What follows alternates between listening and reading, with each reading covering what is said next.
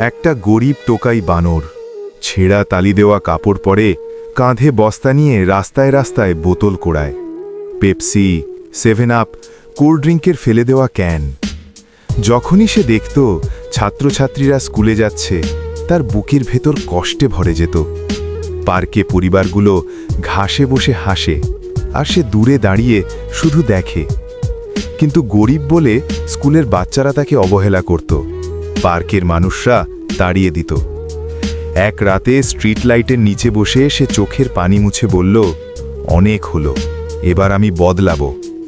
তারপর সে বোতল, লোহা, স্ক্র্যাপ জমিয়ে বিক্রি করল। হাতে পেল 15 থেকে 30,000 টাকা। সে টাকা দিয়ে নিজের ভাঙা বাড়ির পাশে ফুলকপি চাষ শুরু করল। কয়েক মাস পর খেতে বড় বড় ফুলকপি। বাজারে বিক্রি করে সে হয়ে গেল লাখপতি। আর যে বানরকে একদিন পার্ক থেকে তাড়ানো হয়েছিল, আজ সেই বানরই স্কুল কিনে নিল, পার্ক কিনে নিল, ছোট্ট বাচ্চাদের সাহায্য করল। মনে রেখো, গরিব হওয়া লজ্জা না, হাল ছেড়ে দেওয়া লজ্জা।